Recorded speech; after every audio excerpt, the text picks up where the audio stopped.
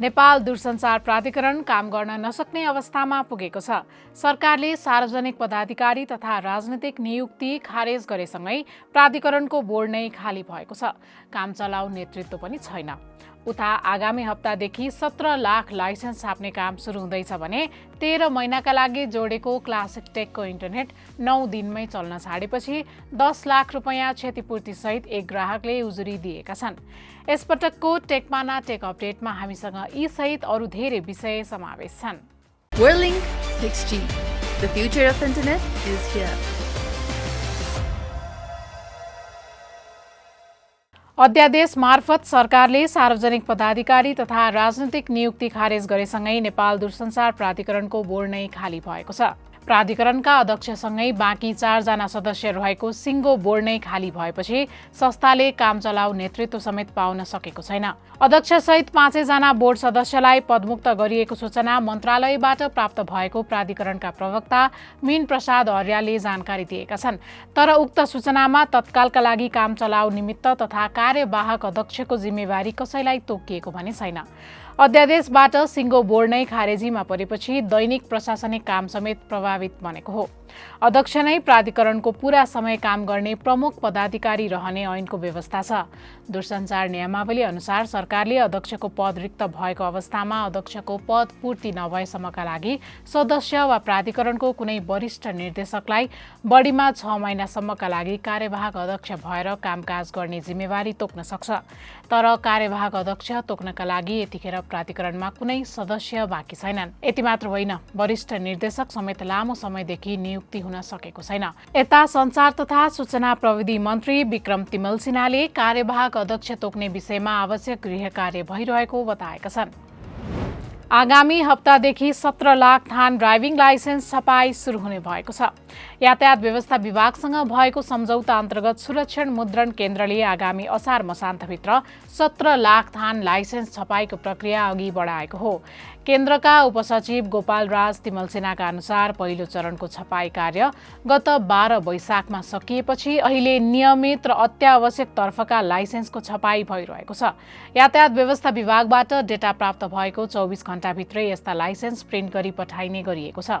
तिमल सिन्हाका अनुसार विशेष गरी वैदेशिक रोजगारी र अध्ययनका लागि विदेश जानेहरूका लागि तत्काल लाइसेन्स उपलब्ध गराउने कार्यलाई प्राथमिकतामा राखिएको छ।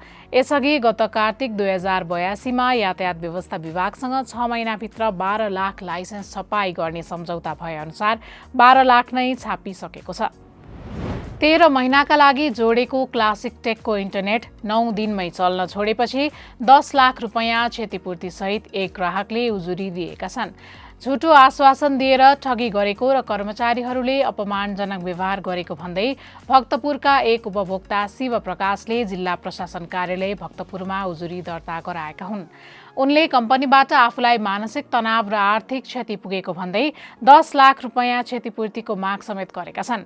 उजुरी अनुसार उनले यही वैशाख 1 गते क्लासिक टेकको ठिमी शाखाबाट 1 वर्षका लागि 125 MBPS गतिको इन्टरनेट प्याकेज जडान गरेका थिए। कम्पनीले 1 वर्षको प्याकेजमा 30 दिन थप बोनस गरी 31 वैशाख 2084 सम्म इन्टरनेट सेवा उपलब्ध गराउने प्रतिबद्धता जनाएको थियो। तर जडान गरिएको केही दिनमै अर्थात् 22 अप्रिलदेखि इन्टरनेट चल्न छोड्यो। सेवा अवरुद्ध भएपछि शिव प्रकाशले 50 पटकभन्दा बढी फोन कल र टेक्स्ट मेसेज गर्दा पनि कम्पनीले वास्ता नगरेको र कर्मचारीहरूले फोनमा 5-7 मिनेटसम्म होल्डमा राखेर अपमानित गरेको उनको आरोप छ। थप जानकारी टेकपानामा पढ्न सकिन्छ। संघीय संसदका सांसदहरूको उपस्थितिलाई पारदर्शी बनाउन विद्युतीय हाजिरी हाजिरी प्रणाली लागू हुने भएको छ। यसका लागि बिहिबारदेखि सांसदहरूको बायोमेट्रिक विवरण सङ्कलन भइरहेको संघीय संसद सचिवालयले जनाएको छ। बायोमेट्रिक विवरण सङ्कलनसँगै सांसदहरूको औपचारिक तस्विर समेत लिने काम भइरहेको छ। यो प्रणाली लागू भएपछि सांसदहरूको उपस्थिति रेकर्ड स्वचालित रूपमा राखिनेछ।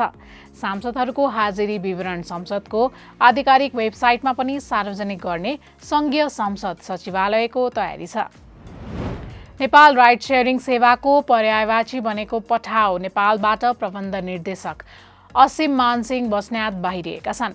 सन् 2018मा सञ्चालनमा आएको पठाओ नेपालले नेपालमा राइड सेयरिङ सेवाको नयाँ संस्कृतिको स्थापना गरेको मानिन्छ। उनको बहिर्गमनको कारण भने स्पष्ट छैन।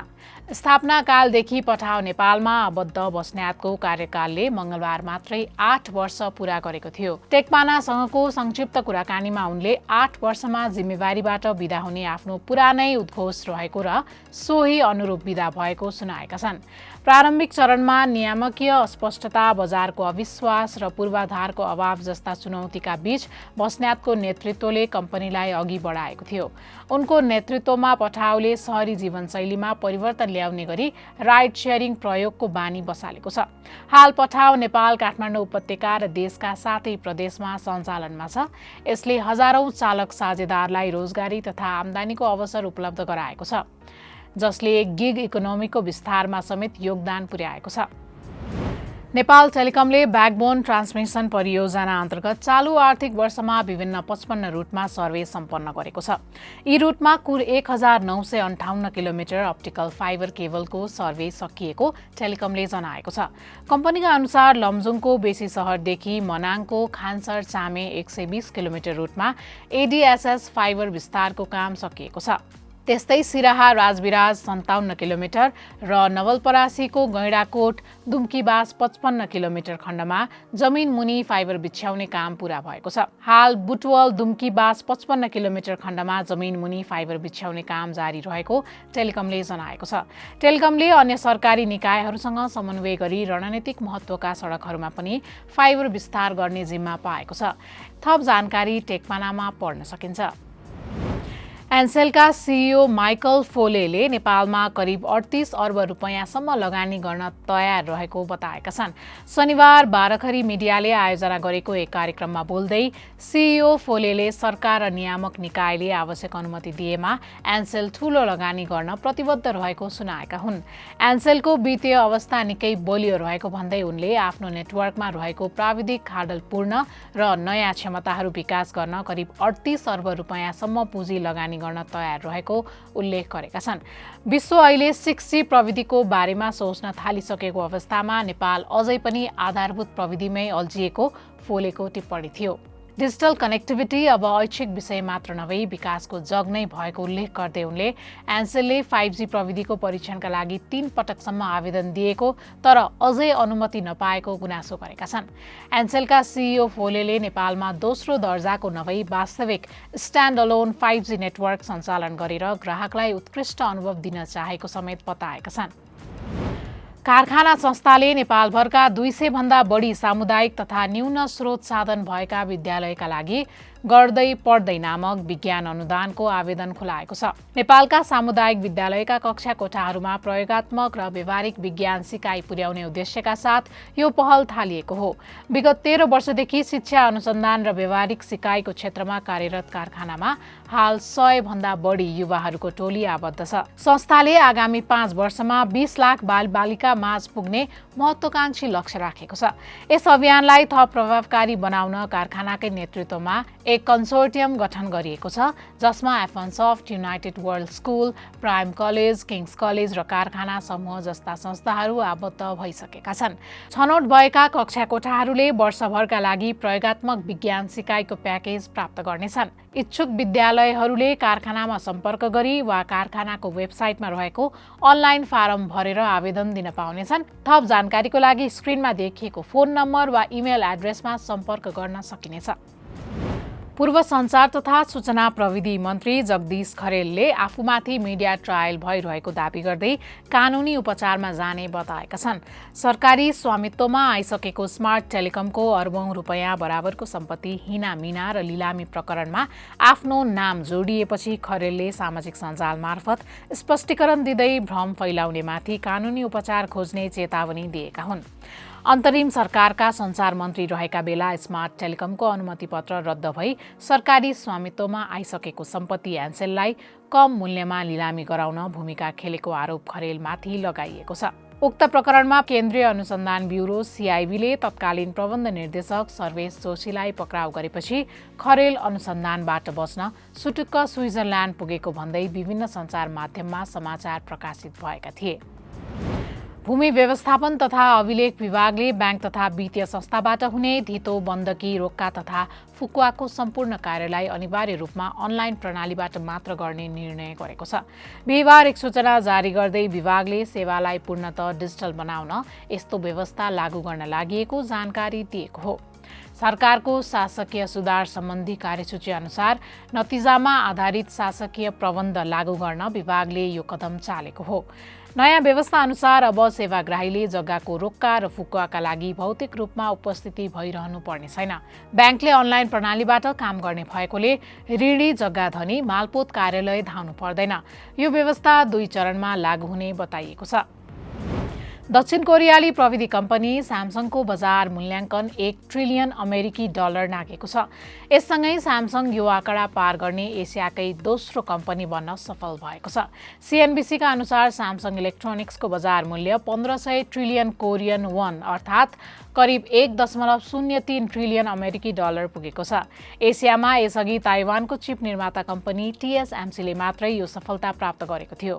पछिल्लो समय स्यामसङले आर्टिफिसियल इन्टेलिजेन्सका लागि आवश्यक मेमोरी चिप बजारमा आफ्नो उपस्थितिलाई आक्रामक रूपमा अघि बढाएको छ। बजार विश्लेषकहरूका अनुसार AI मेमोरी चिपको बढ्दो माग, सीमित आपूर्ति र स्यामसङको नयाँ चिप प्रविधितर्फको विश्वसनीयताका कारण बजार मूल्यमा तीव्र उछाल आएको हो। स्मार्टफोनमा प्रयोग हुने र्यामको मूल्य वृद्धिका कारण मोबाइलको मूल्य बढ्ने प्रक्षेपण भइरहँदा एप्पलले भने यसको प्रभाव पर्न नदिने रणनीति लिएको छ। विश्लेषक जेफ पुको पछिल्लो अनुसन्धान प्रतिवेदन अनुसार एप्पलले आफ्नो आगामी मोडलहरू आइफोन 18 प्रो र आइफोन 18 प्रो म्याक्सका लागि आक्रामक मूल्य निर्धारणको तयारी गरिरहेको छ। अर्का चर्चित विश्लेषक मिङ ची कुओका अनुसार दुवै प्रो मोडलहरूको सुरुवाती मूल्य पूर्ववर्ती मोडलहरू अर्थात् आइफोन 17 प्रो र प्रो म्याक्सकै बराबर हुने सम्भावना छ। यसअनुसार अमेरिकी बजारमा आइफोन 18 प्रोको सुरुवाती मूल्य $1079 र आइफोन 18 प्रो म्याक्सको मूल्य $1179 कायम हुन सक्छ। यद्यपि बेस मोडल बाहेकका अन्य भेरिएन्टहरूको मूल्यमा भने वृद्धि हुन सक्ने देखिएको छ।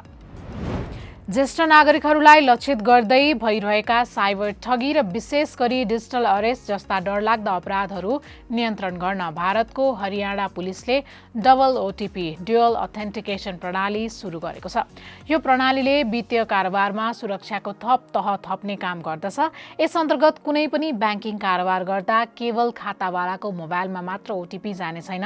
पहिलो ओटीपी खातावाला ज्येष्ठ नागरिकको दर्ता गरिएको मोबाइल नम्बरमा जानेछ भने दोस्रो ओटीपी उनीहरूले पहिले नै तोकेको कुनै विश्वासिलो परिवारको सदस्य वा नजिकको व्यक्तिको मोबाइलमा पठाइनेछ।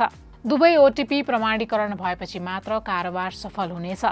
साइबर अपराधीहरूले प्राय ज्येष्ठ नागरिकहरूलाई मानसिक दबावमा पारेर प्रहरी वा सरकारी अधिकारी बनेर डिजिटल अरेस्ट गर्ने धम्की दिँदै तुरुन्तै पैसा ट्रान्सफर गर्न लगाउने गरेका छन्। तर यो डबल ओटीपी प्रणालीले एउटा सुरक्षाको मौका सेफ्टी पज सृजना गर्छ र परिवारका सदस्यले शङ्कास्पद गतिविधि पहिचान गर्न तथा ठगी रोक्न समय पाउनेछन्। एआई च्याटबटहरूलाई जति धेरै आत्मीय, न्यानो र मैत्रीपूर्ण बनाउन खोजिन्छ तिनीहरू त्यति नै बढी गलत र अविश्वसनीय हुने सम्भावना रहेको एक नयाँ अध्ययनले देखाएको छ। अक्सफोर्ड इन्टरनेट इन्स्टिट्युट OII का अनुसन्धानकर्ताहरूले गरेको यो खोजले प्रविधि जगतमा एआईको व्यक्तित्व र सत्यता बीचको सन्तुलनबारे नयाँ बहस सृजना गरेको छ। नेचर जर्नलमा प्रकाशित यस अध्ययनका लागि अनुसन्धानकर्ताहरूले मेटाको लामा, मेस्ट्रल, अलिबाबाको क्वेन र ओपनएआईको GPT-4o सहित 5वटा ठूला एआई प्रणालीहरूको विश्लेषण गरेका थिए। सुपरभाइज्ड फाइन ट्युनिङ विधि प्रयोग गरेर यी मोडलहरूलाई बढी सहानुभूतिपूर्ण र मैत्रीपूर्ण बनाइएको थियो। 4 लाखभन्दा बढी प्रतिक्रियाहरूको विश्लेषण गर्दा एआई मोडलहरूलाई बढी आत्मीय ठान्दा तिनीहरूमा त्रुटिको दर औसतमा 10 देखि 30% सम्म वृद्धि भएको पाइएको छ। मुख्य अनुसन्धानकर्ता लुजैन इब्राहिमका अनुसार मानिसहरूमा जस्तै एआईमा पनि अरूलाई खुसी पार्न खोज्दा कठोर सत्य बोल्न हिचकिचाउने प्रवृत्ति देखिएको छ। एआईले प्रयोगकर्तालाई खुसी पार्न चाप्लुसी गर्ने र काल्पनिक कुराहरू बनाउने जोखिम बढ्न पुग्छ। थप जानकारी टेकपानामा पढ्न सकिन्छ। प्रयोगकर्तालाई थाहै नदिई गुगल क्रोमले मोबाइल तथा कम्प्युटरमा सुटुक्क 4 जीबीको फाइल घुसाएको खुलासा भएको छ। विश्वको सबैभन्दा लोकप्रिय वेब ब्राउजर गुगल क्रोमले आफ्ना प्रयोगकर्ताहरूलाई जानकारी नै नदिई ब्याकग्राउन्डमा करिब 4 जीबी साइजको ठूलो एआई मोडल डाउनलोड गरिरहेको तथ्य सार्वजनिक भएको हो। कम्प्युटर वैज्ञानिक र सुरक्षा अनुसन्धानकर्ता एलेक्जेन्डर हान्फेले यसको खुलासा गरेपछि प्रविधि जगतमा नयाँ बहस सुरु भएको छ। उनका अनुसार क्रोमले वेट्स.bin नामको एक ठूलो फाइल प्रयोगकर्ताको कम्प्युटरमा OPT guide on device model नामक फोल्डरमा लुकाएर राखिरहेको छ। यो फाइल वास्तवमा गुगलको जेमिनाई न्यानो हो, जुन विशेष गरी स्मार्टफोन र कम्प्युटर जस्ता उपकरणहरूमा सिधै चल्ने गरी डिजाइन गरिएको हलुका एआई मोडल हो। यस घटनाले एआई मोडलको उपयोगिता भन्दा पनि यसलाई उपलब्ध गराउने तरिकामा प्रश्न उठाएको छ। टेकपाना टेक अपडेट आजलाई यति नै। प्रविधि सम्बन्धी विभिन्न जानकारीको लागि टेकपाना हेड गर्नुहोला। आजलाई भने म उस्मा अधिकारी बिदा हुन्छु। नमस्कार।